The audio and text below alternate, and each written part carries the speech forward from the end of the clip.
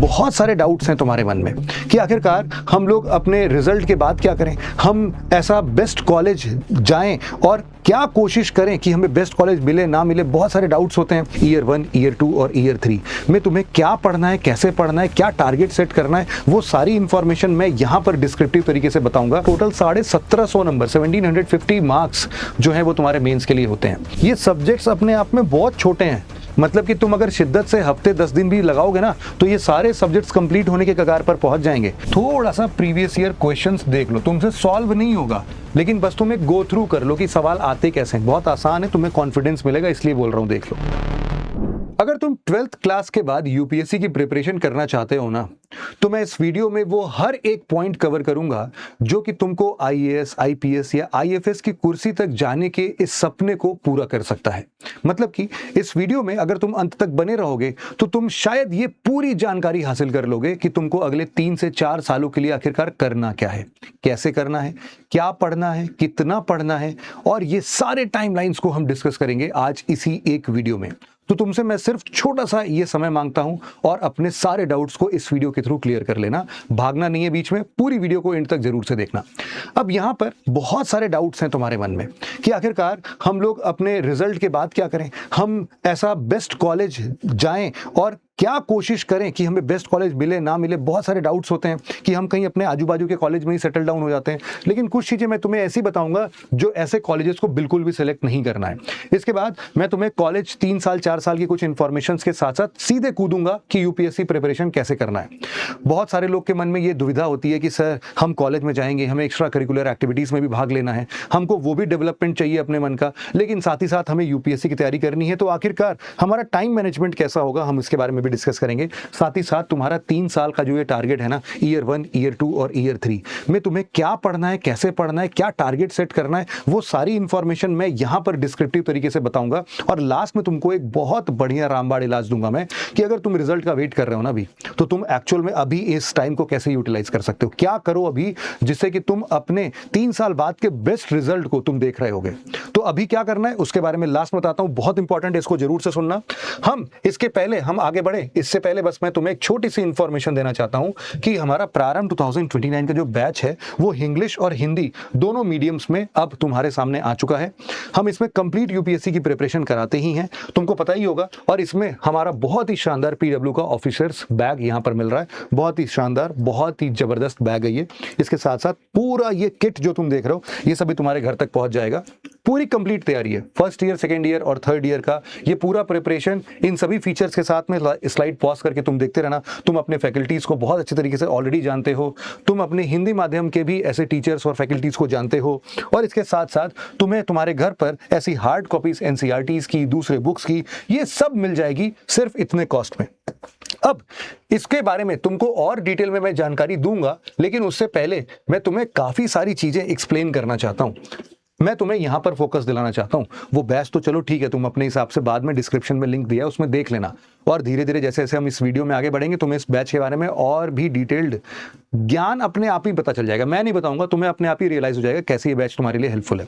फिलहाल के लिए goal setting after the result ये कैसे करें, सबसे पहले मैं तुम्हें समझाता हूं कि अगर तुम रिजल्ट के लिए तुम अगर अपने वेट कर रहे हो, ठीक है, तब तक जब तुम्हारा रिजल्ट आता है तब तक तुम क्या करो, फटाफट से ये बात को बिल्कुल क्लियर कर लो कि तुम अपने, वैसे तो तुमने अपने मन में ये बात ऑलरेडी बना ही रखी होगी कि तुमको टेक्निकल साइड पर जाना है या फिर तुम्हें नॉन टेक्निकल साइड पर जाना है। मतलब कि तुम बीटेक, एमबीबीएस ये सब की डिग्री लेना चाहते हो, या फिर तुम नॉन टेक्निकल बैकग्राउंड्स पर अपने बीए ऑनर्स या बीए की डिग्री लेके, या फिर जो भी इनके अलावा बीएससी, बीकॉम, बीबीए जो भी तुम करना चाहते हो। बस इतना ध्यान देना कि तुम्हारी 2 चीजें यहां पर बहुत ज्यादा फुलफिल होनी चाहिए। एक है तुम्हारा इंटरेस्ट, तुम अपना मन मार के कोई भी ग्रेजुएशन प्रोग्राम मत ज्वाइन करना, ये बात हमेशा याद रखना। तुम कुछ भी करो, किसी का भी रास्ता कहीं से भी जाओ वो यूपीएससी तक पहुंचता ही है, इसकी टेंशन ही मत लेना। लेकिन तुम अपने इंटरेस्ट को नहीं मारोगे यहां पर, आज सबसे पहले अपने आप से एक प्रॉमिस करना। दूसरा, हमेशा याद रखना कि जो भी तुम्हारा कॉलेज है वो कहीं ना कहीं तुम्हारे लिए एक प्लान बी बनाता है। तो तुम प्लान बी के लिए हमेशा इस कॉलेज पर डिपेंडेंट रहोगे, इस बात को ध्यान देना। ये इसको बिल्कुल निगलेक्ट करने की जरूरत नहीं है कि यार बस 3 साल टप जाए, ग्रेजुएशन की डिग्री मिल जाए कैसे भी, हमें तो यूपीएससी देखना है। नहीं, यहां पर फोकस करना जरूरी है ना, इसको ध्यान से लेना, इसीलिए बोल रहा हूं बहुत ध्यान से कॉलेज सेलेक्ट करना। अब यहां पर क्या होता है कि बहुत बार मैंने तुम्हें बताया कि कॉलेज के क्या बेस्ट कॉलेज जाने की कोशिश करनी चाहिए और ऐसा क्या नहीं करना चाहिए हमें कॉलेज सेलेक्ट करते टाइम। तो मैं तुम्हें सिर्फ इतना समझाऊंगा कि बहुत सारे लोग क्या करते हैं ना, अपने कॉलेज को चूज करते टाइम वो ना एक मिस्टेक कर देते हैं। और वो मिस्टेक क्या है पता है? वो ना कोई भी अरे गहरे कॉलेज में एडमिशन ले लेते हैं, बोलते हैं सर जाना नहीं पड़ेगा, डिग्री वैसे ही मिल जाएगी। हम मन लगा के 3 साल तक यूपीएससी की तैयारी करते हैं और हमारा डिग्री वैसे का वैसे ही मिल जाएगा, टेंशन की बात नहीं है। मत करना। तुम अभी के अभी कोशिश करो कि तुम्हें बेस्ट कॉलेज मिले। तुम समझ नहीं रहे हो, ये जो तुम्हारा प्लान बी है ना, ये तो तुम्हारे कॉलेज के जो दोस्त बनेंगे ना, ये बेटा तुम्हारे लाइफ में इतने ज्यादा काम आएंगे कि तुम इनके बारे में सोच नहीं सकते हो। कॉलेज जाके तुम जो भी चीजें सीखोगे ना, तुम घर पर बैठ के नहीं सीख सकते। तो जब तक तुम्हारी कोई बहुत भयंकर मजबूरी ना हो जाए ना कि सर मेरे परिवार में मेरे ऊपर बहुत जिम्मेदारियां हैं, मैं डेली रेगुलर कॉलेज नहीं कर सकता हूं, ऐसी बिल्कुल मरने जैसी हालत ना हो जाए, तब तक तुम अपने बेस्ट कॉलेज को ही चूज करोगे। ये भी तुम्हें आज के आज में प्रॉमिस करना है। क्यों? क्योंकि जो तुम्हारा सर्कल बनेगा ना बेटा इस कॉलेज से, वो तुम्हें लाइफ में बहुत ज्यादा इंप्रूवमेंट भी देगा, बहुत ज्यादा हेल्प करेगा। तो इस बात को निगलेक्ट कभी मत करना। अच्छे जगह पर जाने से अपने आप को कभी भी मत रोकना। इसके अलावा अगर मैं तुम्हें बताऊं कि यूपीएससी प्रिपरेशन इस कॉलेज के साथ करना कैसे है, स्ट्रीम को चुनना कैसे है और कैसे एक्स्ट्रा करिकुलर एक्टिविटीज के साथ साथ तुमको सारे के सारे टाइम मैनेजमेंट को प्लान करना है, अब इसके बारे में तुमको मैं यूपीएससी बताता चाहता हूं। अब देखो यहां पर कई बार ना क्या होता है कि लोग अपने बीए प्रोग्राम को चुनते हैं या फिर बीए ऑनर्स को चुनते हैं, और इसको चुनते टाइम वो उन सब्जेक्ट का चयन करते हैं जिसको कि उनको अपने साथ यूपीएससी का एक ऑप्शनल सब्जेक्ट भी बनाना होता है। अब ये ऑप्शनल सब्जेक्ट क्या है, अगर तुमको इस बारे में कोई भी तकलीफ, समस्या, दिक्कत है तो इसके बारे में मैं अभी वापस आऊंगा कि अपना स्ट्रीम चुनना कैसे है, अभी इस पर आऊंगा। लेकिन उससे पहले मैं तुम्हें यूपीएससी एग्जाम के बारे में बताना चाहता हूं जो कि तुम्हारे लिए बहुत ज्यादा जरूरी है। देखो ये है पूरे एग्जाम का पैटर्न, तुम्हारे सामने ये स्क्रीन पर है। बहुत सारे लोग जो इस वीडियो को देख रहे हैं वो ऑलरेडी इस एग्जाम के पैटर्न से वाकिफ होंगे, लेकिन फिर भी बस मुझे 1 मिनट दो ताकि मैं बाकी सभी को सेम पेज पर ले आऊं कि प्रीलिम्स एग्जाम होता है बेटा, 2 पेपर होते हैं, जीएस पेपर 1 और जीएस पेपर 2। जीएस पेपर 1 जो होता है बेटा, ये पूरा का पूरा एग्जाम जो है ये एमसीक्यू मल्टीपल चॉइस क्वेश्चंस में आते हैं, मतलब कि 4 ऑप्शंस दिए होते हैं, उनमें से एक का ऑप्शन टिक करना होता है। अब यहां पर 200 नंबर का पेपर 100 क्वेश्चंस के साथ में आता है, यही तुम्हारा कट ऑफ डिसाइड करता है। लेकिन कट ऑफ में तुम तभी आओगे जब तुम तुम्हारा दूसरा पेपर, जिसको कि हम लोग सी सैट बोलते हैं, इसमें तुम्हारे maths, reasoning, aptitude, reading comprehension जैसे सवाल आते हैं और इसमें 80 सवाल ही होते हैं। अगेन 200 मार्क्स का सवाल होता है, दोनों पेपर के 2-2 घंटे मिलते हैं और यहां पर सिर्फ तुमको 33% लेके आना होता है, मतलब कि तुमको सिर्फ और सिर्फ 27 क्वेश्चन सही करने हैं इस पेपर से। अगर तुमने 27 क्वेश्चन सही कर लिए तो तुम इसके बेसिस पर कट ऑफ डिसाइड करने के लिए आ सकते हो, मतलब कि तुम्हारी कट ऑफ क्लियर होगी तभी तो तुम अगले चरण पर पहुंचोगे। अगला एग्जाम क्या है? मेंस एग्जाम है। मेंस एग्जाम में 4 जीएस के पेपर्स होते हैं, सारे 250-250 नंबर के होते हैं। ये जीएस के पेपर्स क्या है अभी मैं बता दूंगा। फिर 2 ऑप्शनल का पेपर होता है 250-250 नंबर का, 500 नंबर आ गया, और एक एसे का पेपर होता है 250 नंबर का, टोटल 1750 नंबर, 1750 मार्क्स जो है वो तुम्हारे मेंस के लिए होते हैं। अब इनमें से कितना नंबर हमें लाना होता है हम वो भी बात करेंगे, डोंट वरी अबाउट इट। हम फिर जाते हैं अपने तीसरे, अगर तुमने इसका भी कट ऑफ क्लियर कर लिया, मेंस एग्जाम का भी कट ऑफ क्लियर कर लिया, तो तुम्हारा पर्सनैलिटी टेस्ट होता है जिसको तुम लोग इंटरव्यू के नाम से भी जानते होगे। यहां पर ये 275 मार्क्स का होता है। ये 275 मार्क्स का अब ओवरऑल कट ऑफ जो फाइनल रिजल्ट आता है ना, वो यूपीएससी 1750 नंबर का इधर और 275 नंबर में टोटल मार्क्स जोड़ता है 2025 मार्क्स का। और 2025 में से तुम एक कट ऑफ को अगर क्लियर करते हो तो तुम इस एग्जाम को क्लियर कर लेते हो। यही है इस पूरे एग्जाम का पैटर्न। जब तुम मेंस एग्जाम दे रहे होते हो ना, तो कुछ चीजें तुम्हारे पास में क्वालिफाइंग नेचर की भी होती है। जैसे ये क्वालिफाइंग था 33%, वैसे ही तुम्हारा एक इंग्लिश लैंग्वेज का पेपर होता है, एक रीजनल लैंग्वेज का भी पेपर होगा, जैसे तुम हिंदी में दे सकते हो उसको, और ये 300 नंबर का होता है, लेकिन तुम्हें सिर्फ 25% लेके आना है, मतलब सिर्फ 75 मार्क्स लेके आने। तुम्हें 75 मार्क्स लेके आ जाओगे, तुम इन दोनों पेपर्स को क्लियर कर लोगे, फिर तुम्हारा नंबर जो है वो इन्हीं से डिसाइड होगा। ये बात भी क्लियर हो गई है। अब हम बढ़ते हैं कि भाई तुम्हें लाना कितना होता है नंबर। हमने अभी भी बात किया कि हमारे पास में जो प्रीलिम्स का एग्जाम होता है ना, इस प्रीलिम्स का एग्जाम 200 मार्क्स का होता है, मेंस का एग्जाम 1750 मार्क्स का होता है और फाइनल एग्जाम हमारा 2025 मार्क्स का होता है। ये 2025 का कट ऑफ है, अभी अभी आया है थोड़े दिन पहले। इसमें देखना कि इस 200 नंबर में से तुम्हें कितना लाना है, 92.6 मार्क्स लेके आने हैं। मेंस के 1750 में से कितना लेके आना है, सिर्फ और सिर्फ 739 मार्क्स लेके आने हैं। और 2025 में से कितने नंबर चाहिए तुम्हें, सिर्फ 960 मार्क्स चाहिए। मतलब इन तीनों को भी अगर तुम कैलकुलेट करोगे तो ये हर बार 50% से कम ही आएगा, हर बार 50% से कम आएगा। और ये ऐसा नहीं कि 2025 का रिजल्ट है, 2024 में तो और भी कम कट ऑफ गई है। तुम देखो प्रीलिम्स के 200 नंबर में से तुम्हें सिर्फ कितना चाहिए था, 87.98, 88 मान लेते हैं। मेंस के 1750 नंबर में से तुम्हें सिर्फ 729 नंबर चाहिए था और फाइनली 2025 में से तुम्हें सिर्फ 947 मार्क्स चाहिए था। और ये भी जनरल कैटेगरी का है। अगर तुम्हारे पास कोई भी EWS, OBC, SC, ST category है या फिर तुम कोई भी फिजिकल डिसेबिलिटीज के साथ में हो, तो पर्सन विथ ये बॉन्ड डिसेबिलिटीज अगर है ऐसा कुछ भी, तो तुम यहां पर डेफिनेटली इन सब चीजों के लिए अपने अपने कट ऑफ को अभी स्लाइड पॉज करके देख लो। तुम अपना टारगेट सेट कर लो। तुमको लग नहीं रहा है कि ये डूएबल है। अब मैं तुमको बताता हूं, अगर तुमने अपना टारगेट समझ लिया, एग्जाम का पैटर्न समझ लिया, तो अब आखिरकार इस डूएबल को करना क्या है। सबसे पहले तो ये जानो कि इसमें सब्जेक्ट्स क्या क्या होते हैं। तुम्हारे सामने पूरे के पूरे यूपीएससी में इतने ही सब्जेक्ट्स हैं, पूरे यूपीएससी में इतने सब्जेक्ट्स। और इनफैक्ट मैंने इन सब्जेक्ट्स को भी अलग अलग पार्ट में डिवाइड करके भी लिख दिया है ताकि तुमको एक ब्रॉडर आइडिया मिल पाए। ऐसे देखने को तो जीएस पेपर 1 के 3 ही सब्जेक्ट्स हैं, लेकिन इन 3 सब्जेक्ट्स के अंदर भी थोड़े थोड़े थोड़े थोड़े सब्जेक्ट्स होते हैं, मैंने उनके नाम भी लिख दिए हैं क्योंकि तुम अच्छे से कैलकुलेट कर लो, पढ़ो इसको अच्छे से कि हिस्ट्री, सोसाइटी और ज्योग्राफी ये पहले पेपर का सब्जेक्ट है। दूसरे पेपर में जीएस पेपर 2 में पॉलिटी, कॉन्स्टिट्यूशन, गवर्नेंस, ये लगभग एक ही जैसे सब्जेक्ट्स हैं। सोशल जस्टिस और इंटरनेशनल रिलेशंस, इतने सब्जेक्ट्स आते हैं। और इसमें से कुछ एक सब्जेक्ट्स तो बहुत छोटे हैं।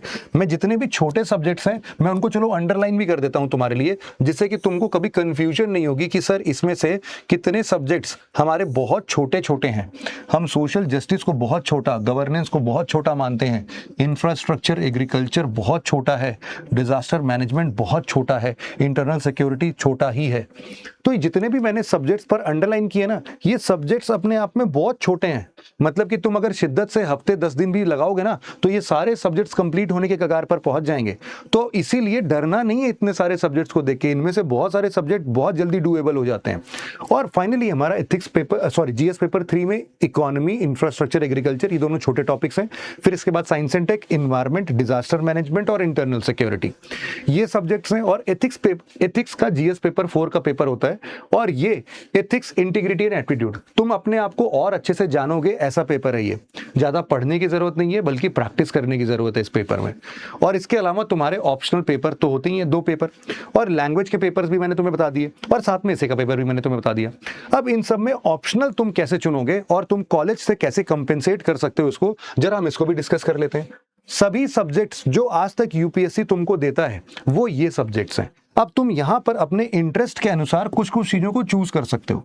मान लो कि तुम किसी टेक्निकल साइड में जाना चाहते हो, तो तुम्हारे पास में क्या क्या ऑप्शन आता है। मान लो सबसे पहले तुम इंजीनियरिंग साइड में जाना चाहते हो, तो तुम्हारे पास बेटा यहां पर सिविल इंजीनियरिंग है, यहां पर तुम्हारे पास इलेक्ट्रिकल इंजीनियरिंग है और तुम्हारे पास यहां पर मैकेनिकल इंजीनियरिंग है। बस इंजीनियरिंग के यही 3 सब्जेक्ट्स तुम्हें देखने को मिलते हैं और इसके अलावा कुछ भी नहीं है।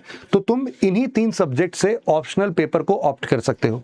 इसके अलावा मान लो तुमको एमबीबीएस में जाने की जरूरत है, तो तुम्हारे लिए कुछ सब्जेक्ट्स और भी आ जाते हैं, जैसे कि मैं यहां पर लिखता हूं मेडिकल साइंस, तुम ऑप्ट कर सकते हो अपने लिए, है ना, ये बहुत इंपॉर्टेंट है। इसके अलावा बहुत सारे लोग जो है ना वो बीएससी करते हैं। बीएससी करते टाइम उनको कौन कौन से सब्जेक्ट्स मिलते हैं, उनको मिल सकता है देखो बॉटनी, बीएससी करते टाइम केमिस्ट्री मिल सकता है, बीएससी करते टाइम तुमको मैथमेटिक्स मिल सकता है, बीएससी करते टाइम तुमको फिजिक्स मिल सकता है और बीएससी करते टाइम तुमको जूलॉजी मिल सकता है। इनफैक्ट बहुत सारे लोग स्टैटिस्टिक्स में भी अपना बीएससी वगैरह देखते हैं। तो ये सारे सब्जेक्ट्स तुम्हारे बीएससी के हो गए। इसके अलावा बहुत सारा मैनेजमेंट का सब्जेक्ट भी आता है। मैनेजमेंट के सब्जेक्ट के लिए जैसे यहां पर देखो साफ साफ मैनेजमेंट का सब्जेक्ट यहां पर लिखा हुआ है। फिर इसके अलावा मान लो कि तुम बीए करते हो, बीए करोगे अगर, तो तुम्हारे पास में बहुत सारे नए टॉपिक्स जुड़ जाएंगे। जैसे कि जो भी बीए कर रहा है वो किस सब्जेक्ट से कर सकता है, वो एंथ्रोपोलॉजी से कर सकता है, वो ज्योग्राफी से कर सकता है, वो जियोलॉजी से कर सकता है, हिस्ट्री से कर सकता है, इसके अलावा वो फिलॉसफी से कर सकता है, political science and international relation, psychology से, पब्लिक एडमिनिस्ट्रेशन से, सोशियोलॉजी से कर सकता है। और इनफैक्ट तुम किसी भी लिटरेचर से भी अपना ग्रेजुएशन कर सकते हो, जिसमें हिंदी, इंग्लिश, गुजराती, संस्कृत, कश्मीरी, कन्नड़, कोंकणी, मैथिली, सारे के सारे, डोगरी, ये सब हैं यहाँ पर, पंजाबी, उड़िया, संथली, सारे लैंग्वेजेस हैं। इनमें से कोई भी एक लैंग्वेज को तुम अपना ऑप्शनल बना सकते हो। तो इन सबके साथ अगर तुम अब मान लो तुम बीकॉम करने जा रहे हो, बीकॉम करने के लिए भाई साहब तुम्हारे पास कॉमर्स एंड अकाउंटेंसी है और इकोनॉमिक्स है। कुछ लोग एग्रीकल्चरल स्ट्रीम में जाते हैं तो उनके लिए एग्रीकल्चर भी है और animal husbandry and veterinary science भी है। चलो इसको मेडिकल के लिए भी मैं लिख लेता हूँ। मेडिकल में रेड कलर से मैंने किसमें बनाया था, पिंक कलर से मैंने बनाया था, तो इसको मैं एनिमल हस्बेंड्री और वेटरनरी साइंस को भी मैं लिख लेता हूँ। बहुत सारे लोग इसमें भी जाते हैं। इसके अलावा बहुत सारे लोग को लॉ करना होता है। लॉ करने के लिए भाई साहब अगेन एक यहाँ पर ऑप्शनल है, और साथ ही साथ तुम्हारा स्टैटिस्टिक्स में अगर इंटरेस्ट है तो तुम यहाँ पर भी जा सकते हो। अब तुम सोचो कि तुम अपने कॉलेज स्ट्रीम को इसी बेसिस पर अलाइन करो कि तुम्हारा इंटरेस्ट क्या है, और एट द सेम टाइम तुम उसी को अपना ऑप्शनल भी चुनो, ताकि एक पंथ दो काज हो। तुम्हारा कॉलेज जो है वो कॉलेज और यूपीएससी दोनों एक दूसरे को सपोर्ट करे। कॉलेज में जो पढ़ रहे हो वो यूपीएससी में काम आए, और जो यूपीएससी में पढ़ रहे हो वो कॉलेज में काम आए। तो ऐसा रिलेशन तुमको बनाना है इस ऑप्शनल पेपर के चलते। अभी बात क्लियर हो पाई क्या? तो अब फाइनली मैं तुम्हें समझाने की कोशिश कर रहा हूं कि अब हम अगर कॉलेज ईयर्स में हैं तो हम first year, second year, third year में क्या करें, क्या हमारा रोड मैप होना चाहिए। तो सबसे पहले मैं तुम्हें बता देता हूं कि जो तुम्हारा टारगेट है इसका, कॉलेज के फर्स्ट ईयर का तुम्हारा टारगेट होना चाहिए सबसे पहले बेसिक इंफॉर्मेशन को गेन करने का। बेसिक इंफॉर्मेशन कहां से मिलती है? ये मिलती है एनसीईआरटी से। एनसीईआरटी से अब देखो, एनसीईआरटी पढ़ने के बहुत सारे तरीके हैं, लेकिन एनसीईआरटी का जरूरी नहीं है कि सारे किताबों को पढ़ना रहे। सारे किताबों को पढ़ने की जरूरत नहीं है। तुम सिर्फ और सिर्फ उन चुनिंदा किताबों को पढ़ सकते हो जिसमें तुम्हारा बेस वीक है। मैं एग्जांपल के तौर पर मान रहा हूं कि मान लो तुमने ज्योग्राफी नहीं पढ़ा है। अगर ज्योग्राफी में तुम अपने आप को वीक मानते हो तो तुम स्टार्ट करो बेटा सीधे 11th और 12th से। अगर 11th की किताब तुमको समझ में नहीं आती है, उसी कंडीशन में सिर्फ और सिर्फ तभी तुमको क्लास 9th और 10th की किताब पढ़ने की जरूरत है। अगर 9th और 10th की पढ़ते टाइम भी नहीं समझ में आती है, तभी तुमको 6th, 7th और 8th किताब पढ़ने की जरूरत है। मतलब तुम अपने आप को डाउनग्रेड करोगे स्टेप बाय स्टेप, नहीं तो तुम स्टार्ट करो सिर्फ यहीं से, है ना। यही तुम्हारे लिए अल्टीमेट एनसीईआरटी बन जाती है। क्योंकि बच्चों की एनसीईआरटी पढ़ के तुम क्या करोगे? अब बचपन अच्छा नहीं बीता है, बहुत शरारती में बीता है, पढ़ाई नहीं की है, तब हो सकता है कि तुम्हें जरूरत पड़े। लेकिन इसका एक और रामबाण इलाज है। जैसे कि तुमको पता ही है कि हमारे जब प्रारंभ बैच में तुम देखोगे तो तुमको एनसीईआरटी के कॉम्बिनेशन वाले बहुत सारे ऐसे किताबें मिल जाती हैं जो कि सारे किताबों का बिल्कुल सार है। ये हिंदी और इंग्लिश दोनों में मिलती है, तो तुम अपने हिसाब से इनको चुन सकते हो कि हिस्ट्री की अब 6, 7, 8, 9, 10, 11, 12 की किताब नहीं है, एक किताब है बस। तो इस तरीके से ऐसे हम लोगों ने सब्जेक्ट वाइज सारे एनसीईआरटीज को एक ही बार में डिवाइड कर दिया है, तो तुम उसको भी पढ़ सकते हो, या फिर इस मेथड से तुम चलाओ। और तुम पहले साल में इस बात को बिल्कुल ध्यान से देख के चलो कि तुम्हारे लगभग किन सब्जेक्ट्स की बात कर रहा हूं मैं बात कर रहा हूं पॉलिटी, मैं बात कर रहा हूं इकोनॉमी, मैं बात कर रहा हूं ज्योग्राफी की, मैं बात कर रहा हूं यहां पर हिस्ट्री की। हिस्ट्री में भी कुछ सिलेक्टिव सब्जेक्ट्स ले सकते हैं। 3 चीज तो कम से कम लो, एंशिएंट, मिडिवल और मॉडर्न। इसके अलावा तुम अगर यही 4 सब्जेक्ट भी अगर कंप्लीट कर लेते हो, इसके साथ साथ चलो बहुत छोटा सा साइंस एंड टेक्नोलॉजी और बहुत छोटा सा एनवायरनमेंट। अगर तुम इतना कवर कर लेते हो, ये सारे सब्जेक्ट्स कंप्लीट नहीं हुए हैं, बस तुमको बेसिक्स क्लियर करने थे अपने। अगर इन सब्जेक्ट्स के बेसिक क्लियर हो गए तो तुम्हारा पहले साल का पूरा काम खत्म। अब तुम अगले साल क्या करोगे? अगले साल में तुमको इन सब्जेक्ट के साथ साथ अपने मेंस ओरिएंटेड सब्जेक्ट्स को उठाना बहुत जरूरी है। मेंस ओरिएंटेड सब्जेक्ट्स कौन कौन से हैं? अभी जो मैंने तुम्हें लिस्ट दिखाई थी, चलो मैं तुम्हें इसमें मेंस ओरिएंटेड टॉपिक्स को स्टार मार्क तुम्हारे सामने कर दे रहा हूं कि जो सिर्फ और सिर्फ मेंस में आते हैं और कहीं नहीं आते हैं। Indian society is for mains, ये सारे तुम्हारे प्रीलिम्स के भी पार्ट हैं। लेकिन हाँ, ये सारे के सारे तुम्हारे मेंस ओरिएंटेड भी हैं। इसमें तुम ह्यूमन और इकोनॉमिक ज्योग्राफी को थोड़ा साथ दे सकते हो। ये पार्ट जो है ये ज़्यादातर तुम्हारे मेंस में आते हैं। इसके अलावा तुम इनको मेंस में देख सकते हो, इसके अलावा तुम इनको मेंस में देख सकते हो, और इनके अलावा तुम इनको मेन में देख सकते हो। और ऑब्वियसली तुम्हारा एसे का पेपर और ये तीनों तो मेंस का ही पार्ट है, लैंग्वेज पेपर्स इन सब के लिए। तो ये तुम्हारे मेंस के पेपर है। मतलब जब तुम अपने दूसरे साल में रहोगे तो तुम्हारा पहले साल का बहुत सारा बेसिक्स पहले से कवर होगा। अब तुम इसमें इंट्रोड्यूस करोगे अपने मेंस के सब्जेक्ट्स को। मैंने मेंस के सब्जेक्ट्स पर ऑलरेडी सारे निशान लगा दिए हैं, तुम उनको एक एक करके फिनिश करते रहो। अब तुम्हें लगेगा सर ये तो बहुत ज्यादा है, लेकिन मैंने तुम्हें बताया ना कि इनमें से बहुत सारे सब्जेक्ट्स बहुत छोटे हैं, 10-10 दिन में खत्म होने वाले हैं। मतलब कि तुम 2 महीने में 6-7 सब्जेक्ट निपटा सकते हो। ये भी कंडीशन बन सकती है अगर शिद्दत से पढ़ोगे तो यहां पर सेकेंड ईयर का भी तुम्हारा फंडा क्लियर हो जाएगा। उसके बाद आता है थर्ड ईयर। थर्ड ईयर तुम सिर्फ और सिर्फ देखो 2 कंडीशंस पे जा सकते हो तुम, या तो तुम इनके कुछ सब्जेक्ट्स को यहां डिवाइड करो और यहां पर ऑप्शनल का पेपर 1 कंप्लीट कर लो, या फिर तुम ऐसा कर सकते हो कि पूरा मेंस इधर खत्म कर दो और यहां पर तुम टाइम दो किसको, अपने ऑप्शनल को पूरे तरीके से। और जो भी तुम्हें समय बचेगा, ऑप्शनल इतना बड़ा नहीं होता, ऑप्शनल जो है कंप्लीट शिद्दत से करोगे तो 6 मंथ्स में पूरा ऑप्शनल डन हो जाता है, 6 महीने में। तो ये तो पूरा साल है। बचा हुआ 6 महीने क्या करोगे बेटा, बचा हुआ 6 महीने बेटा तुम करोगे तुम्हारी रिगरस रिवीजन। समझ लो ये इतना जरूरी है कि तुम इसके बिना कुछ नहीं हासिल कर पाओगे। और इसीलिए ये बात बहुत ज्यादा जरूरी हो जाती है तुम्हारे लिए। ये बात समझ में आई क्या? तो तुमको रिगरस रिवीजन करना है, ये बात हमेशा ध्यान रखना।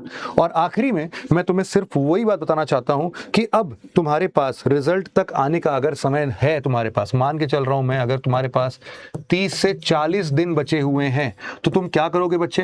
तुमको सिर्फ एक सिंपल सा काम करना है। सबसे पहले तुम सारे के सारे सिलेबस को पढ़ना स्टार्ट कर दो। सिलेबस यूपीएससी का जो भी है पूरा का पूरा रीड कर जाओ। Point number 1। पॉइंट नंबर 2 ये है कि तुम एक बार थोड़ा सा प्रीलिम्स का और मेंस का थोड़ा सा प्रीवियस ईयर क्वेश्चंस देख लो। तुमसे सॉल्व नहीं होगा, लेकिन बस तुम एक गो थ्रू कर लो कि सवाल आते कैसे हैं। बहुत आसान है, तुम्हें कॉन्फिडेंस मिलेगा, इसलिए बोल रहा हूं, देख लो। अब इसके बाद अगर इतना देखने के बाद तुम्हारे पास समय बच जाता है तो तुम अपने किसी भी एक फेवरेट सब्जेक्ट जो भी एनसीईआरटी का लगे उस एक सब्जेक्ट को तुम उठा लो और उसको पढ़ना स्टार्ट कर दो। उसकी कोई भी किताब उठा लो, क्लास 11th की उठा लो, क्लास 12th की उठा लो, लेकिन कर लो। लेकिन उससे पहले ये बहुत जरूरी है, बहुत ज्यादा जरूरी है। तो तुम इन सब चीजों के साथ अपने टाइम को परफेक्टली यूटिलाइज कर सकते हो। अगला 3 साल तुम्हारे जिंदगी का बहुत क्रूशियल टाइम है। तुम हमेशा याद रखना, ये तुम्हारे लिए बहुत बहुत बहुत ज्यादा क्रूशियल है। बिना टाइम वेस्ट किए हुए हर एक पल तुम्हारे लिए इंपॉर्टेंट है, हर एक क्षण तुम्हारे लिए इंपॉर्टेंट है, हर एक रग रग तुम्हारा यूपीएससी के लिए चीख चीख कर बोलना चाहिए कि हाँ मुझे ये एग्जाम क्लियर करना है। ऐसा मोटिवेशन लेके आओ अपने अंदर और फिर इस एग्जाम को देखो कैसे यूं क्लियर करते हो तुम। अब यूं इतना आसान भी नहीं होगा, 3 साल की कड़ी मेहनत और तपस्या लगेगी तुम्हारी, बट क्लियर कर लोगे। बिलीव मी, हम सब तुम्हारे साथ हैं, तुम्हारे साथ तुम्हारे बराबर या तुमसे भी ज्यादा मेहनत करने के लिए तैयार हैं हम सभी फैकल्टीज और हमारे सारे टीम मेंबर्स। तो हम सभी तुम्हारा स्वागत करना चाहेंगे, वैसे तो अपने प्रारंभ बैच में, लेकिन तुम्हारी इच्छा के अनुसार है, तुम वैसे भी कहीं से भी तैयारी करो, लेकिन इस तैयारी में लग जाओ अभी से, आज से। तो इस वीडियो में बस इतना ही था। Thank you so much for listening it very patiently friends. Have a nice day, take care, bye bye and जय हिंद।